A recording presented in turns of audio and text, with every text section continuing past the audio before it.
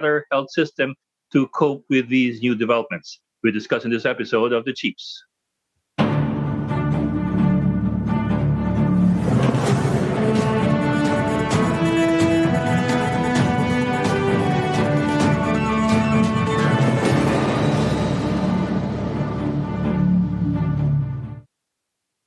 Welcome to this Monday edition of the Chiefs, and with us right now are News 5 Chief Luchi Cruz Valdez.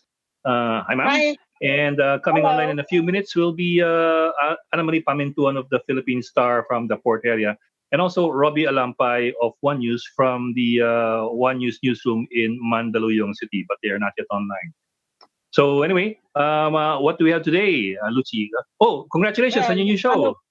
Oh, thank you.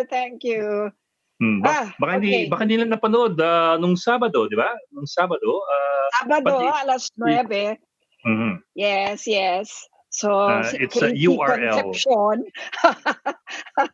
At si Luchi Cruz Valdez. Yeah. Pero hindi yan ang balita ngayon. Wag mong lisin. Okay, huwag tayo lumis. Doon tayo sa nagaganap na ngayon ang meeting ng IATF on the new classifications, I would imagine, right? On whether we extend or we modify the modified ECQ. Yes. or do we make it stricter or more looser? Sabi nga nila, baka dapat may bagong term na MMGCQ. Mas mahigpit na GCQ. It does get confusing already. I know. Hindi, tsaka yung proof of life ni President Duterte, 'di ba? Sure na may dyaryo na naman si Honey. May bulletin. So, at saka si Bongo, nagsalita si Senator Bongo to say na hindi dito sila buhay na buhay. Pero kasi nakaka-intriga yung sinabi ni Harry Roque na perpetual isolation. Although nag-contextualize man siya later on. Pero kasi, di ba, sometimes talaga the choice of words really matter. Well, not really sometimes. Actually, most of the time, when you're speaking from the pulpit of public office, every word matters. Yes, that's true. So when you say perpetual isolation, parang forever siyang may sakit or may antibody or positive or kumbaga sa Latin quarantine. Sa Latin in secula seculorum, forever and ever. Forever and ever. Ay, nako. Which is what perpetual is. Not unless you're talking about the idiom na, I am perpetually broke, which means that I'm always broke. Ganon. Yeah. So medyo may hyperbole yun, syempre. But then again, when you speak at the pulpit of public office, it's a different matter altogether. At saka layo naman nun dun sa 6 feet away from the nearest cabinet member during the meeting. Kasi isolation. But that's supposed to apply to all of us. So in effect, all of us are on perpetual isolation. Yes. Anyway, ano pa ba? Well, dumating yung mga victims ng Beirut blast at naiyak si Secretary Teddy Locsin, di ba? I mean, he was moved to tears. Nakakaiyak naman talaga rin. There's Robbie Lampay from Mandaluyong. Robbie, anong big story? Magandang gabi po. Well, yun pa rin. We're still, obviously, we're monitoring. May address ngayon ng mabilis si President Duterte. I don't know if we already discussed that. Pinost nga ni Senator Bongo, yes. Of course. But very brief message, simple lang. Just reminding people ng, wear your masks and so on. And then the second part of the statement is basically just a categorical statement na nandito lang ako sa Pilipinas. Right. Yeah. Andyan lang siya. Intrigero kasi kayo eh. Sino kayo? No, Ikaw nag-bring up eh. Hindi naman kami. Hindi. Ayan o. The president is glaring at the photographer. Yeah. Well, kasi naman si Secretary Anyo, no? Ano ba yun? Positive ulit. So, parang you don't really get immune, no? I don't know. How do you... Apparently not, eh. Apparently. And then again, kasi also, and I guess tonight, the first guest tonight is going to talk about this kasi there's also a new strain that has come up. And walang guarantee naman kasi that if you're immune from one strain, you're immune from all the other strains. Maybe not. It all depends on what the strain is and how different the strain is from the others. Yeah. Oh, naghang si Luchi.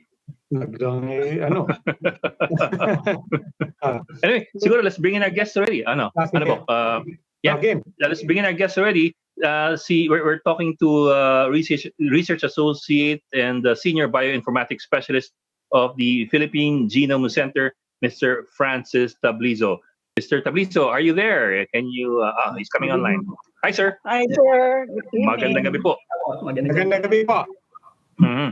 Sir, alam ko po na mahilig kayong padugoy ng mga ilong namin, and that seems to be a common trait among scientists and mathematicians. But more or less in layman's terms, in terms that people can generally understand, we understand that you have found a relatively new strain of the coronavirus. We're now calling it G614 as differentiated from the original D614. Siyempre, ang pinaka-concern ng maraming tao ngayon is, number one, how different is it? And number two, is it more dangerous than the original? Okay po. Mag-issue lang po ako ng clarifications on, una po, yung virus po is already circulating since March. No? Nauna siyang nakita sa Europe, so nagsisirculate na siya. So sir, you're talking about the second virus, tama ba? No, you're talking about the second virus, yung G614. Yung G strain. Yeah. Kasi yung original is D for dog. The new one is, the relatively new one is G for golf, G614. Sige, sir. So you're talking about the second one, G614, already circulating as of March. Sige po, go ahead. So the G614 was first detected na around March. Nauna siya pong mag-circulate sa Europe. Pero po hindi po siya pumasok agad dito sa Pilipinas. So what we're saying is ngayon lang siya na-detect dito sa Pilipinas. Opo, pero hindi po siya talaga super novel na dito lang nakita.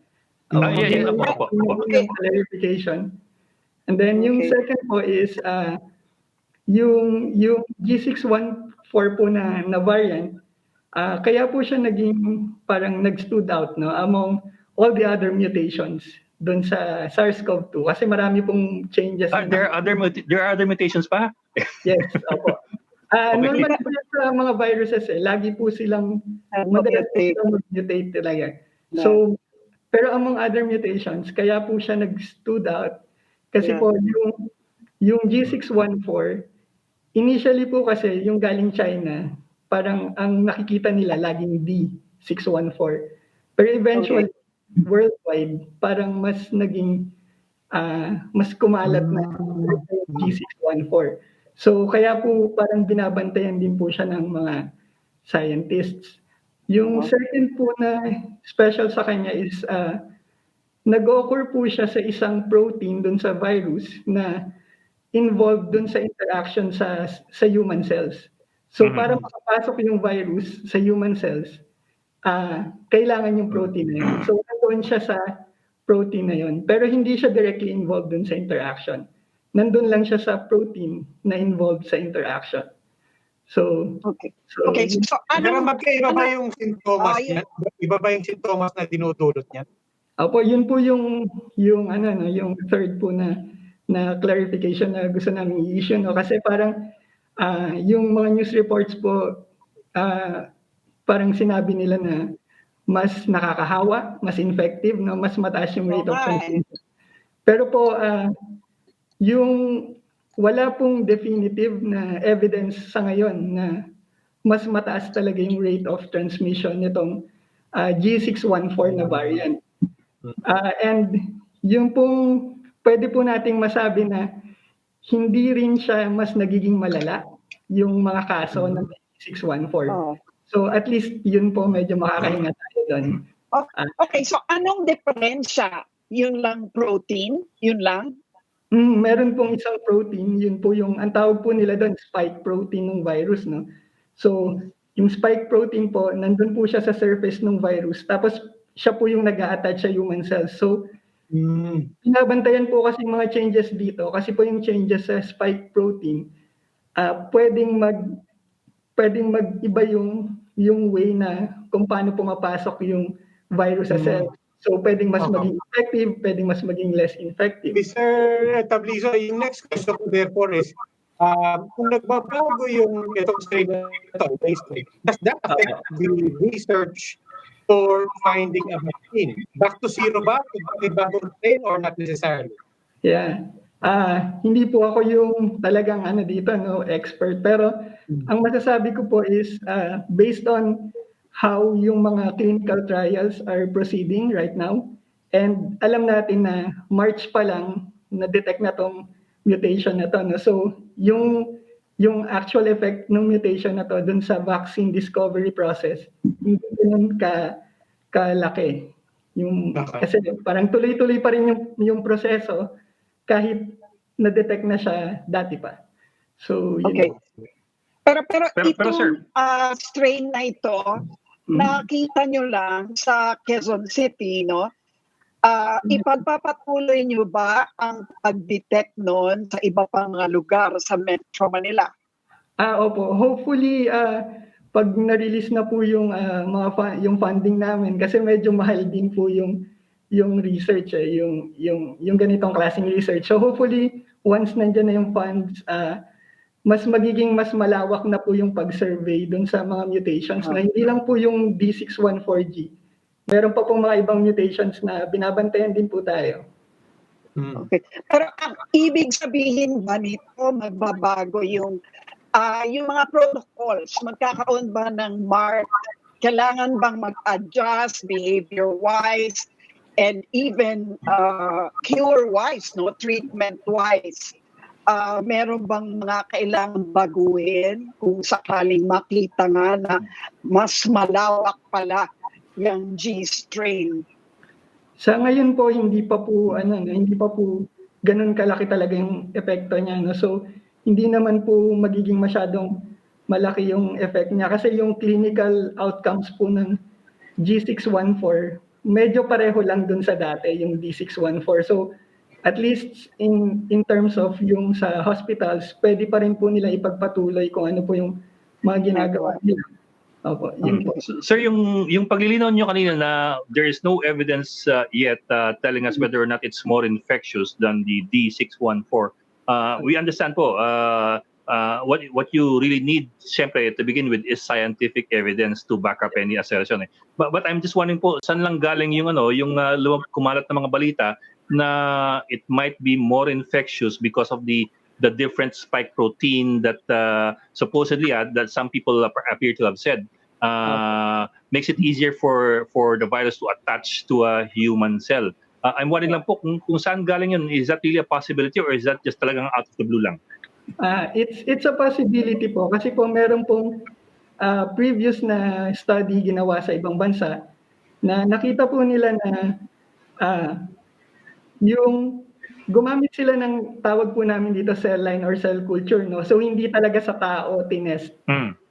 Tapos po gumamit po sila ng pseudoviruses. Ibig sabihin, viruses sila pero minimimic lang nila yung certain characteristics. Yeah. Hindi siya itong particular na Yes. coronavirus.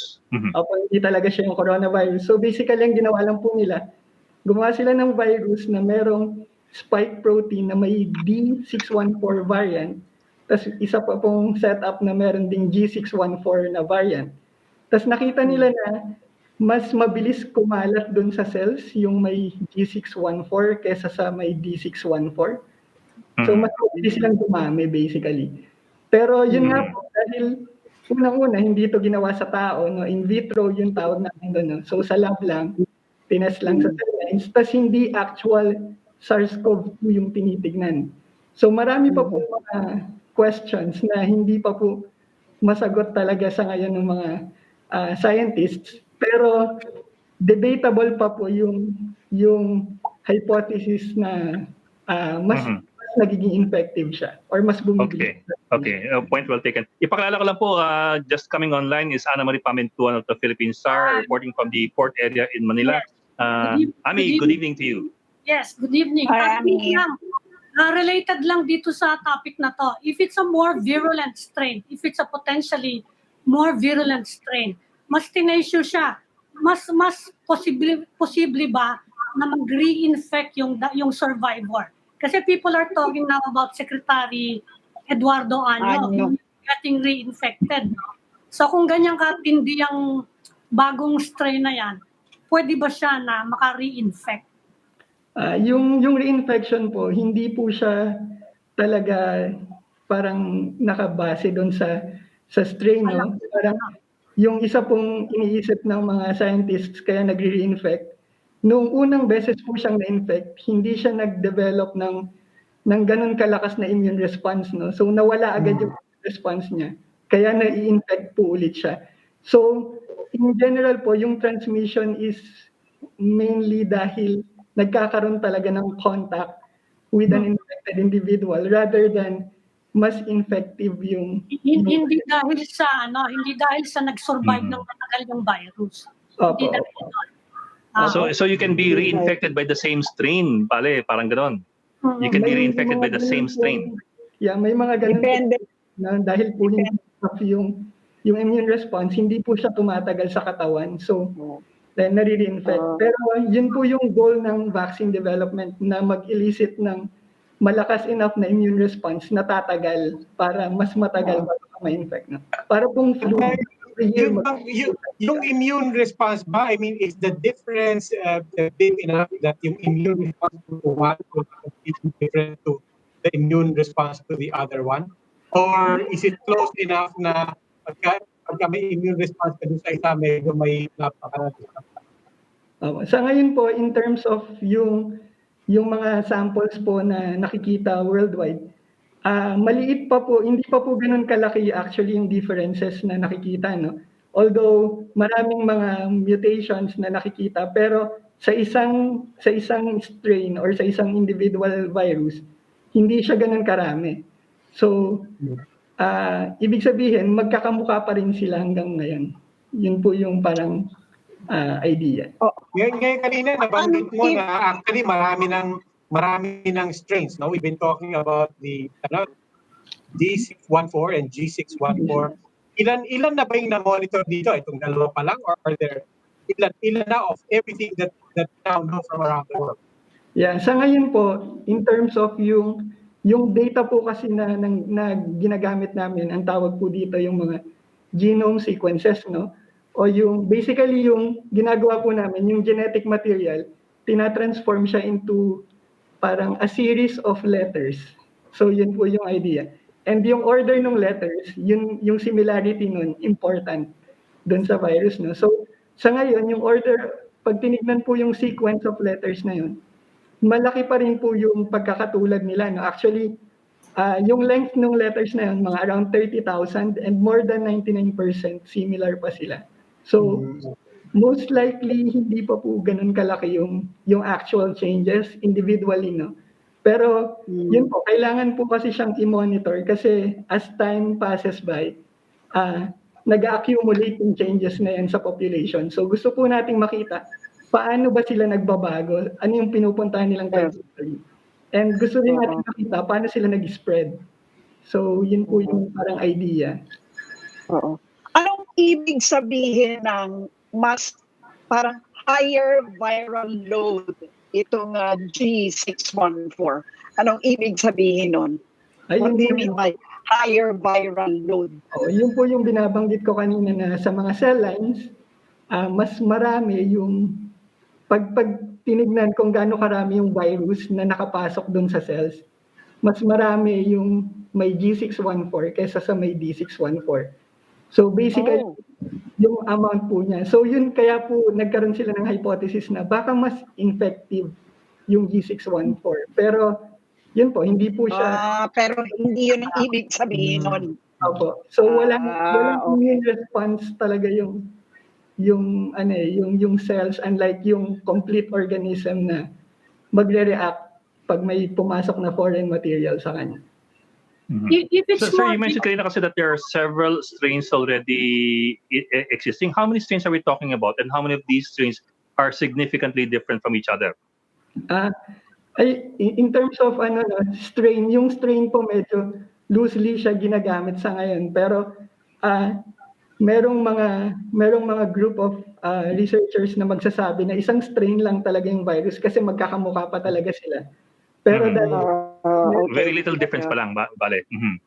meron ka nitong G at D na kumakalat. So minsan ginagamit nila yung strain na term for to identify the D strain and the G. Francis, ano ba usually ang mga factors na nakakapag-mutate sa isang virus?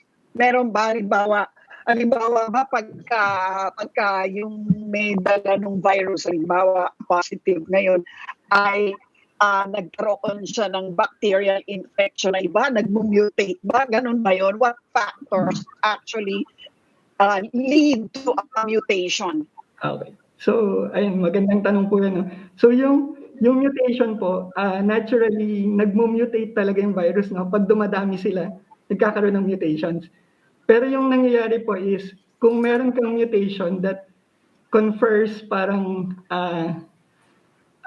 mas napapatibay niya yung virus, mas napapaganda niya yung virus, nag-i-stay yun sa population. No? So, pero meron din namang virus mutations na detrimental dun sa virus, so nawawala yun.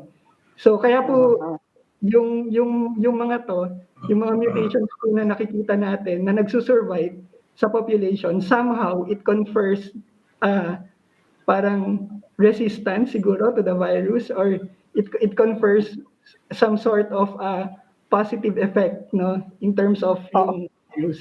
Meaning, if it's a stronger mutation, may effect yun dun sa period of immunity.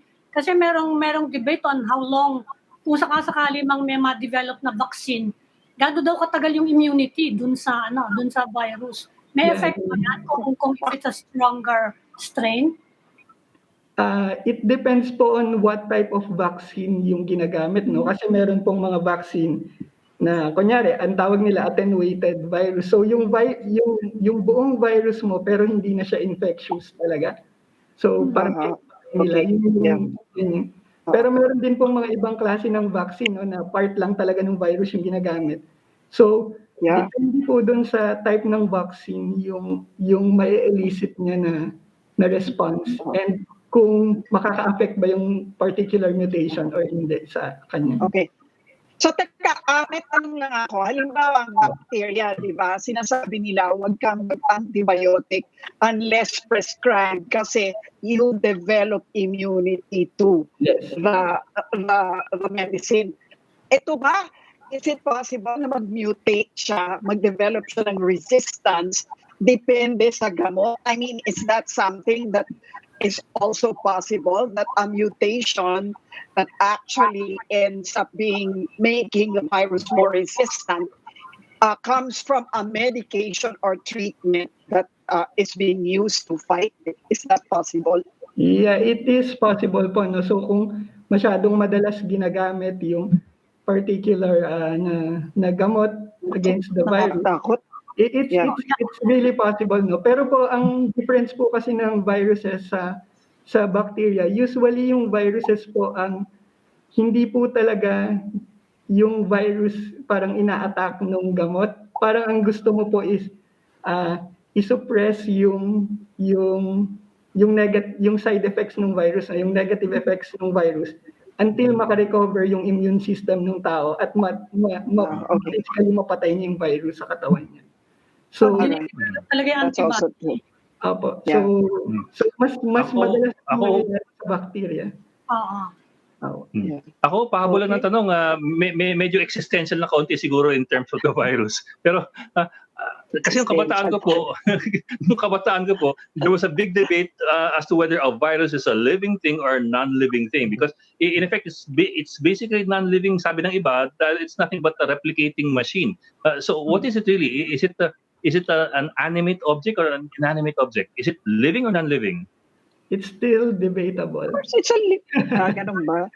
Still debatable. Kasi RNA lang siya, kailangan niya ng host to replicate. It cannot self-replicate, di ba? Yeah, it's basically a strand of ribonucleic acid, RNA. kailangan po niya ng machinery ng host niya para para dumami siya. Para mag-survive. Which is why you cannot really kill a virus. You just destroy it. Yeah. In a sense, parang basically ganun nga po, no? Kasi kung isipin natin na hindi talaga buhay yung virus, so hindi mo talaga siya mapapatay.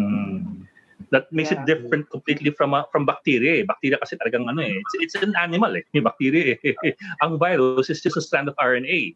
It's a strand of your parang RNA mo, yung it's a building block of life. It is not life. Kaya kailangan talaga Anyway, sorry. Ribonucleic. Kaya kailangan Sorry. Existential question ng virus. Tama na. Okay.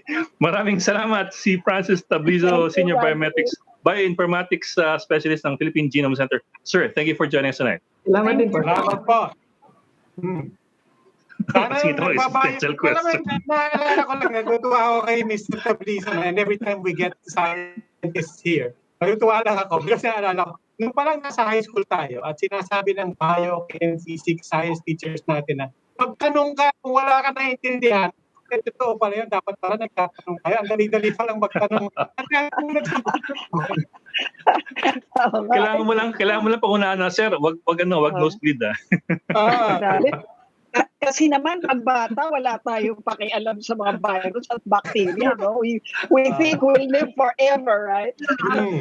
So, yung mga bata, kung nanonood kayo, yung science classes, sinabi na teacher, pag tanong ka, kung di mo na ito po yan. Kaya yun na. Magtanong kayo na magtanong hanggang sinasagot kayo. Okay, we'll just pause for a break, so please stay with us.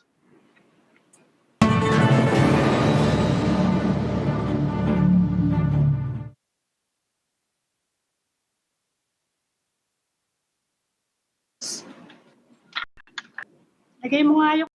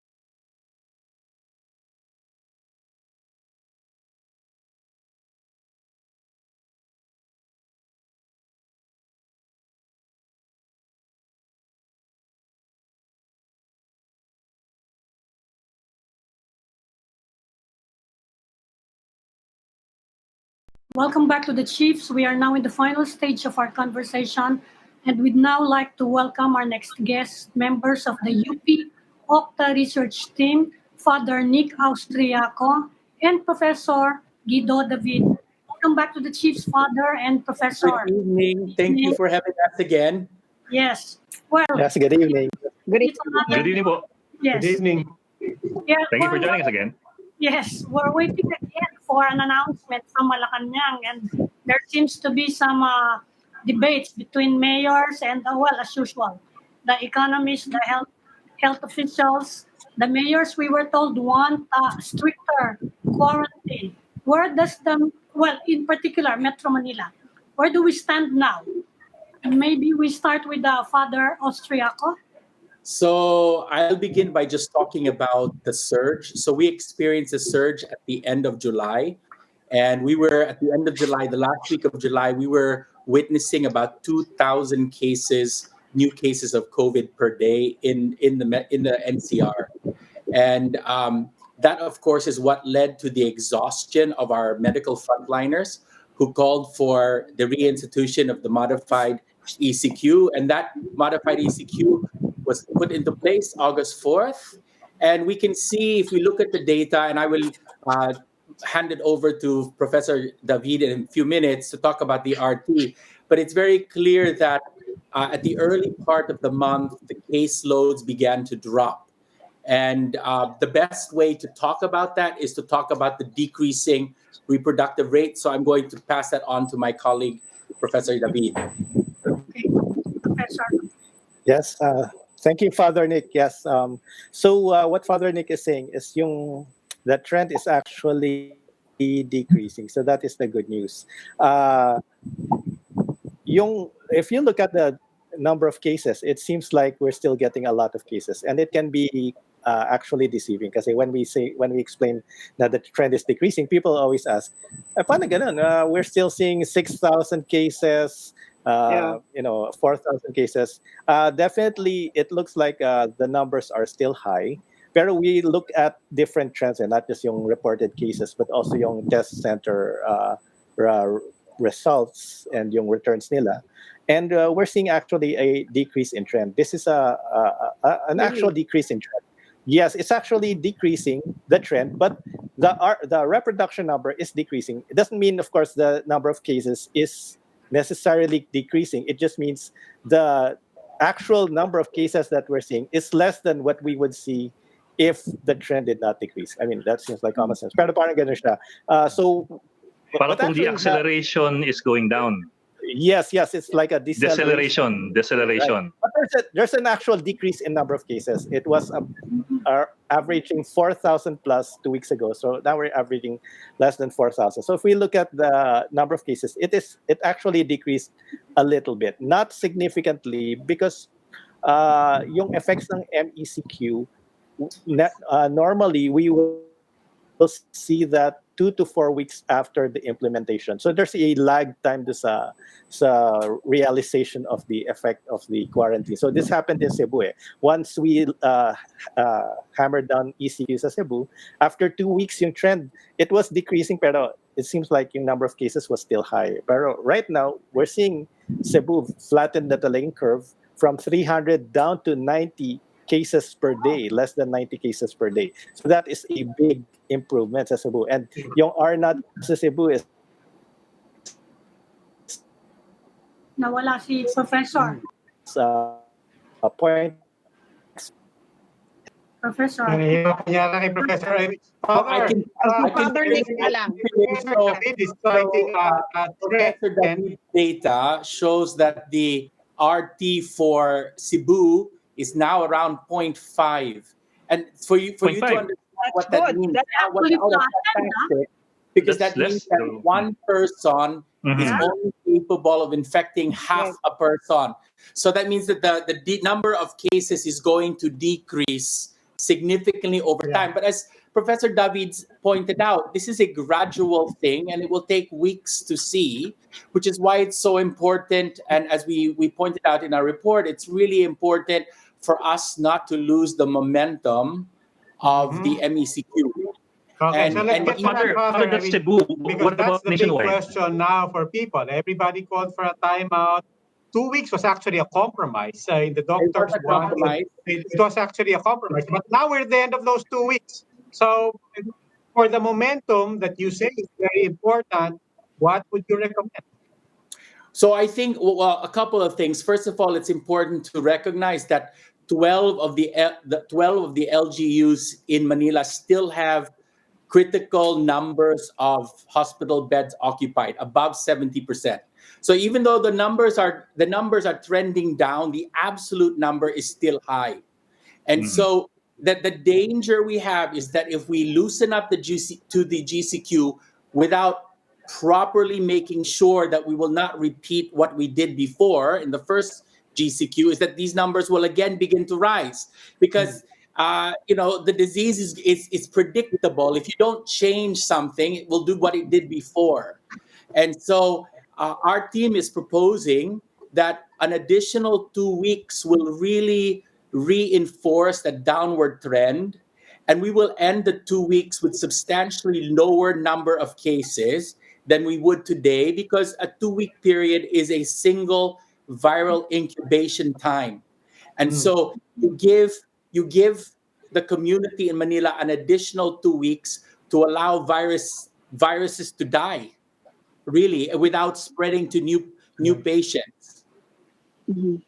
Okay. So another 2 weeks will give you an actual dip in the absolute number of cases, not just the R naught. Well, we saw in Cebu that a 4-week period would lead to a halving of the absolute cases. So if we're going to stay, and again, it's so hard to compare two different urban areas because there are very different demographics in play.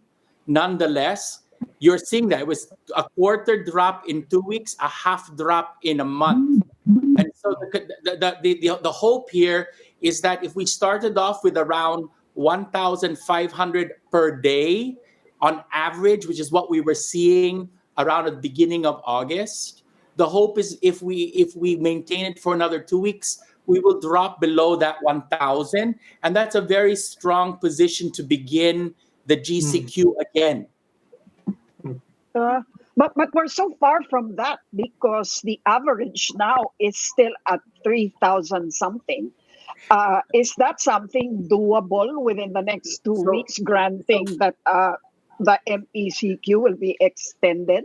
So keep in mind that 3,000 is spread out over many days.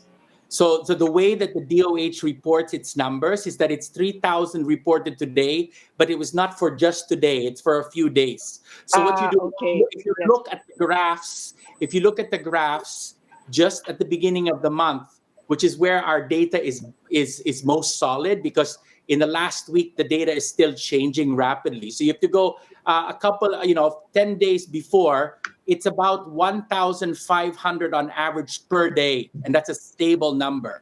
And so that's what we hope to push down even further. And I'm going to hand it over to my colleague to continue. Yes. Okay. Yes, Guido, you also said in an interview that it will depend on the strategies, no, that that the government will be adapting. What would be these strategies? Well, I mean, this is very important kasi last time we had ECQ, then MECQ, the numbers were still low. So NCR, we were only averaging 200 cases per day. Hello? Yes. Go ahead. We hear you. Yes. Okay. So Yes.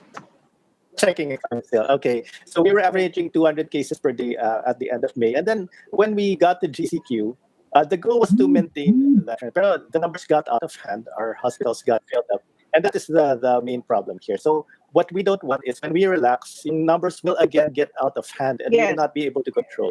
So one approach would be to retain a strict quarantine, but this is not, of course, doable long term. Maybe we can do a 2 weeks or 4 weeks quarantine. But we have to sustain this. So we have to have set up proper interventions. So what we want, for example, if they want, and the government is trying, it's doing some thinking of what to do. So let's say we do localized lockdowns, but these have to be good localized lockdowns. You can't have a localized lockdown that will be for 1 day or 2 day long. I mean, it has to be maybe at least 1 to 2 weeks, 2 weeks for the incubation period.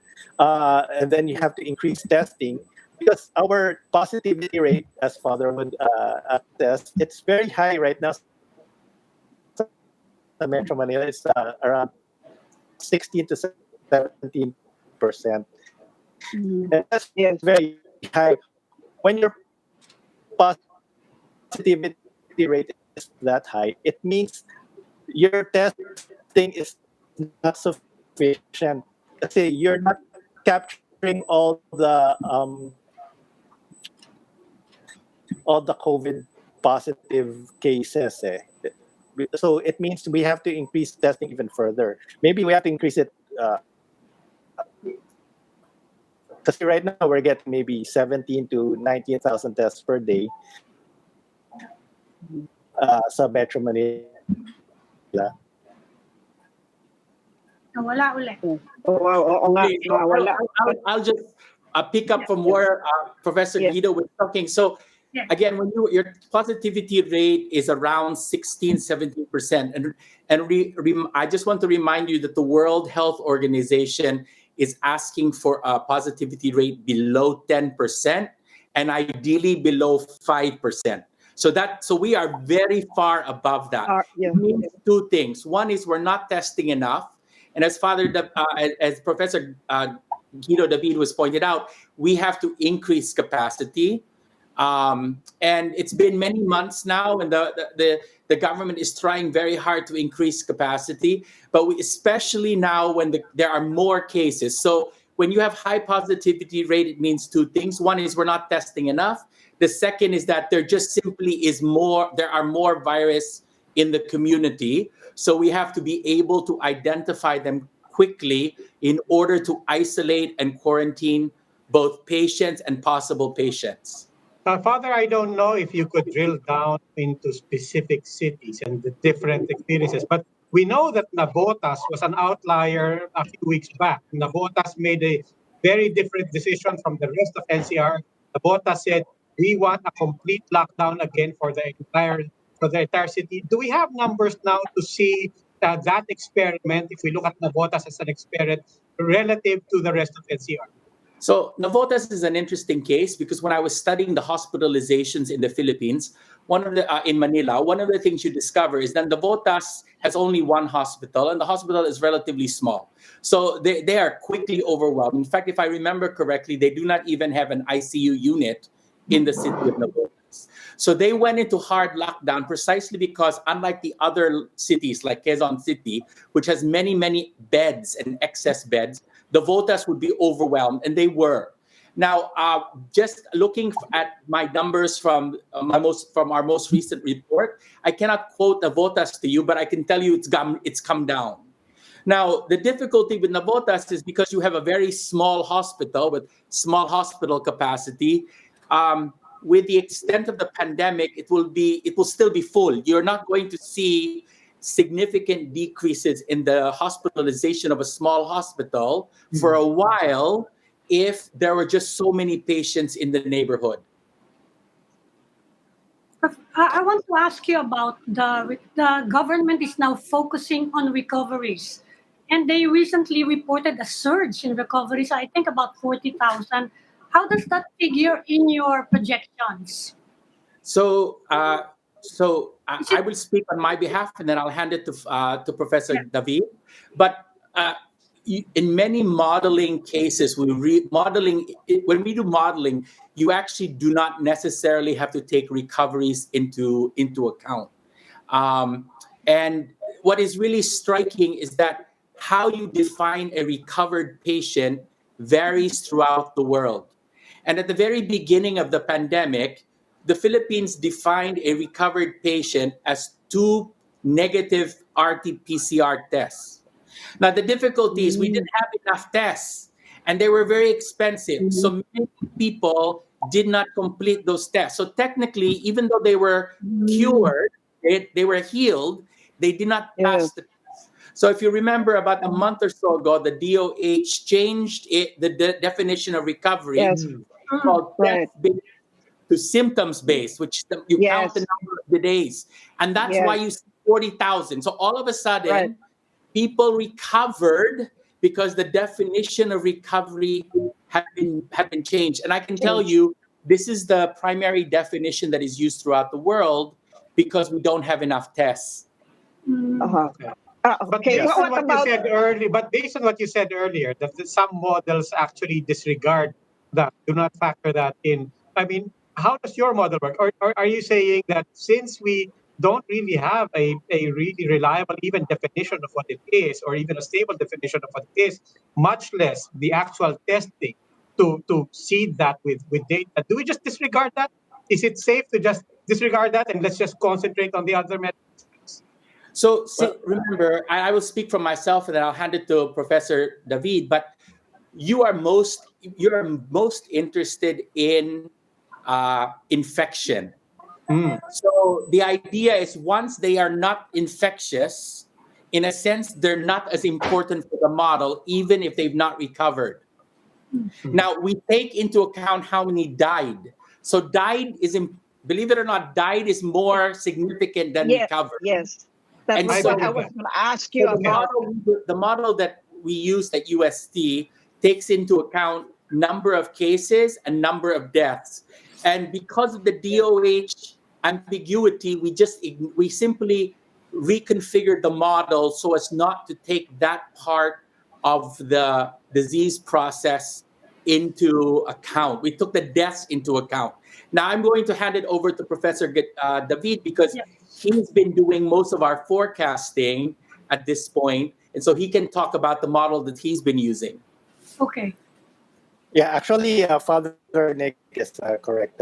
We don't take into account the recovered in the sense that we don't compare it to the actual number to benchmark our model. We can compare the number of cases to benchmark our model, and then the number of deaths maybe. But yung recovered, the model generally assumes the same thing, that after 2 weeks, it's recovered. And I just want to mention yung Navotas. Navotas actually had a spike in cases about 1 week ago. They averaged 141 cases per day, which is very high for a city the size of Navotas. I mean, it was actually higher than Pasig or Taguig. I mean, it was getting more cases. But as of this week, they were able to reduce it to, I think like reduction to 50% of that. So that's a big change, of course. But at the same time, it is very alarming that they experience this surge in numbers in such a small city. You would expect something. Professor, ginawit ko lang yun sa Navotas because are you seeing those numbers when you say last week or 2 weeks? Those are real-time numbers, or is there a lag respecting to the time when they actually called for their own lockdown? Yeah, there normally is a lag because we have some problems usually calibrating with the onset of cases in the Department of Health data. But still, we're still seeing, even with the lag and even with the backlog of cases, we're still seeing a similarity in the trend between case reports. And so... Okay, Dr. David, how badly will we be set back if we go back to GCQ tomorrow or Wednesday?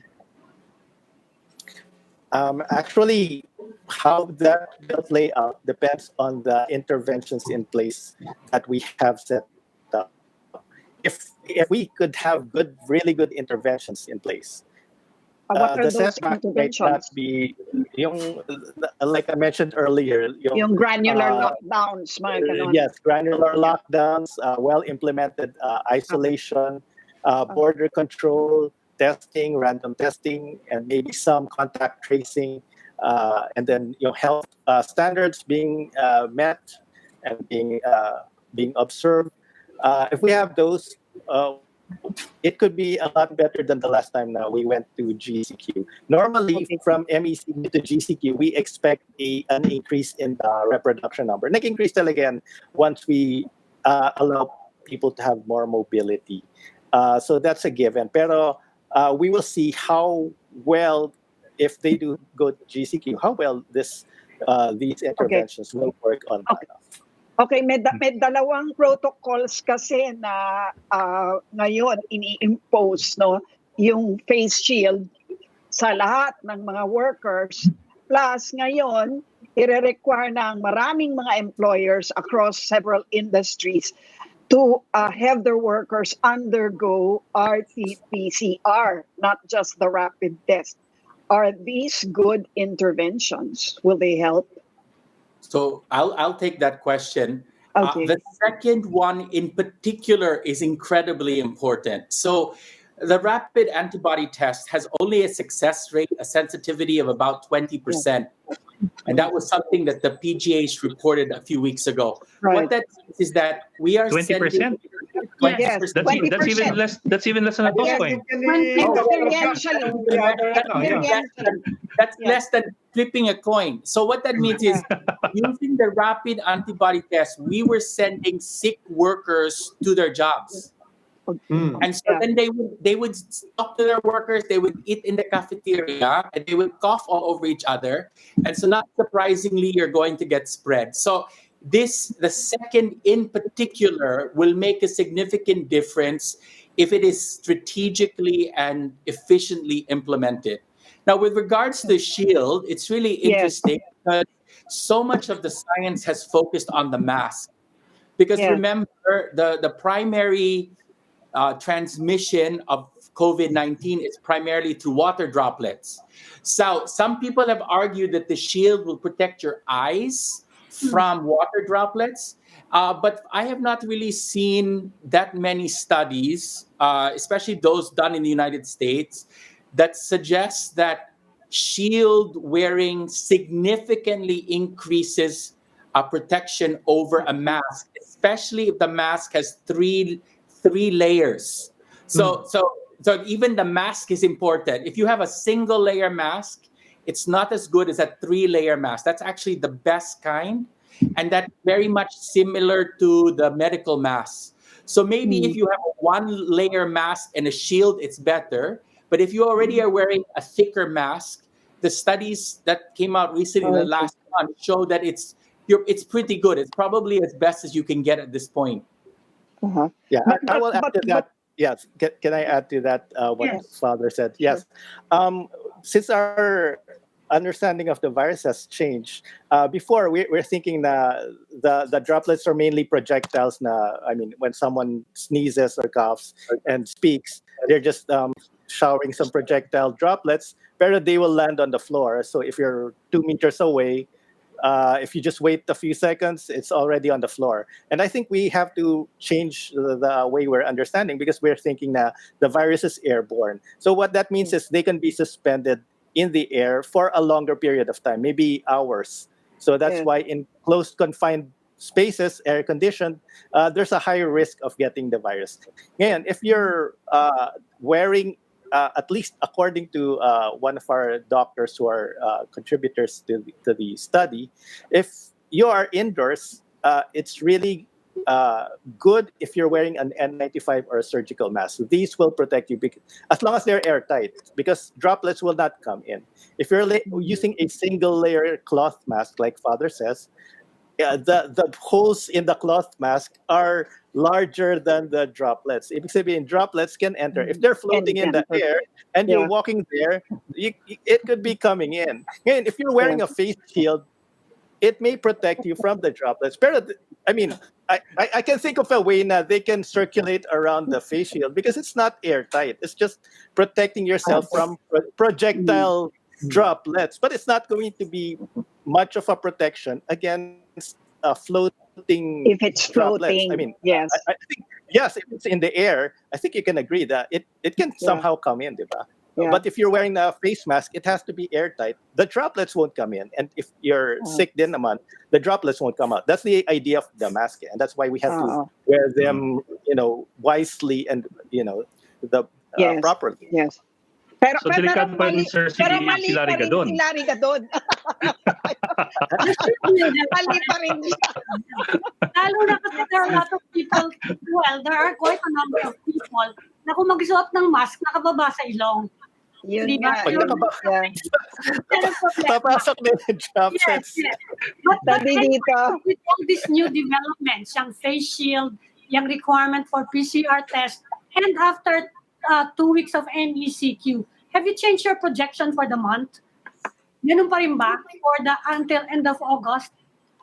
Yeah, right now we have very rough projections. We're seeing about 230,000 by the end of August, total number of cases. If we go back to some GCQ, yes. Yeah. If we retain it, we could maybe save 10 to 20,000 cases if we retain MECQ.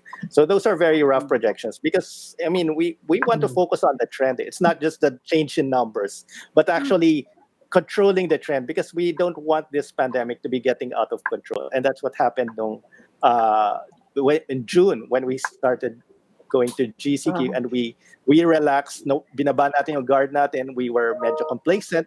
So that's when the surge started happening under our noses. And then when we realized it was already out of hand, the hospitals are overwhelmed. So we don't want to get into that situation again. So what we do want is, if they do go to GCQ, we monitor this closely, para in case a possible surge is happening, we can possibly go back to a more strict quarantine. And I think that's one of the proposals of Father Nick, something like an alternating period of strict quarantine and looser quarantine, in case lang that we're seeing a possible uptick in numbers.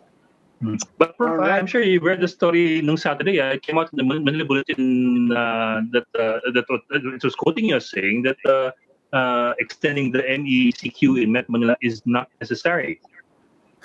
Yes, I saw that, and it's a nice misquote from me. I don't recall saying it's not necessary. I mean, what I'm saying is MECQ is definitely.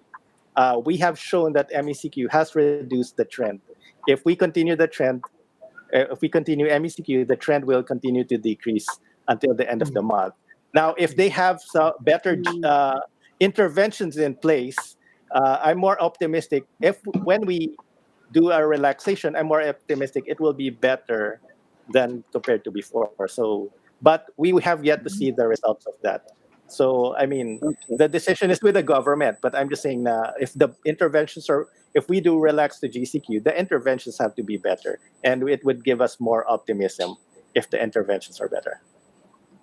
Okay. All right. Maraming salamat po for joining us Thank you. tonight, Professor Guido David and Father Nick Austriaco ng Opta Research. Thank you very much po for joining us. Maraming salamat po. Thank you. Thank you, Father. Parang yung rapid test, bumaba. Nung last time kasi, it was 40 or 30%. Now No, it's you weren't 20%. here. I think that is the day na wala kang connection. But Dr. Gap Legaspi was here, and they were sharing the insights from PGH. That was the time that yung we shared that lessons. insight. That's why- 20%. Yes, Oh, 20%. and very authoritative because this is Yeah. coming from the experience and data of PGH. Yeah. I think the other hospitals, yung finding nila na yan. That So really you have settles better the debate. accuracy with the 5S coin. Yes. Yeah. Oh, that's right. 50-50 at least. Yeah. Yan ang problema. They should really ban it. Na. Kasi it's misleading. And we're spending so much, no? Yes. Grabe. Yes. Nagpa-rapid test ako finally nung Saturday. Oh. Kasi may antibody. interview ako. Oo, RT-PCR. yung 20%. So habang tinetest ako, kinakabahan ako, syempre, di ba? Tapos habang kinakabahan ako, sinesermonan ko yung nurse, sabi ko, alam mo, hindi man accurate yan, relax defensive. Ano sabi sa'yo? Bakit mo pa ako pinapagod? Ay, naku, nakakatawa. Pero yun, sabi ko, pag ako na positive dyan, gagawa ko kayong storya. Nanakot pa. But all these companies, all these months have been relying on it because they were I encouraged in a know, way by right? Yes, that's Kaya right. That's what I sabi ng ibang mean, yeah. That's why we're Kung bakit that's why we're saying. natin. Kasi akala that's why- ng mga tao hindi sila infected eh. So Yes. Can you imagine all that money if that money was invested in PCR labs? Yeah, di ba? Well, wala na eh. Anyway, nagraran Okay. O ano? on swab test. Naglalang tayo, samantalang si Lucy nagpa-rapid test pa rin. Oo nga. Na nga. Tinakot Kasama pa yung nagtitest. requirement pa yung ng test. film development. Ano ba yung FDCP? Takot. Mag-quote ka na lang ng face shield. Okay. Sure din ako. Nagmahal na. May 20 pesos lang ang face shield. From 25 sa Divisoria, naging 48 today. Hindi, baka may lari ka doon solution yung 40 pesos. Nakadikit sa... May kasamang face mask. Go over na tayo. Game na, game. And that will be all for this Monday edition of the Chiefs. We hope to discuss. We will keep the conversation going. I'm Ed Lingao for News. I'm Ami Pamintuan of the Philippine Star. I'm Lucy Cruz Valdez of News 5. I'm Robbie Alampay, and we are One News.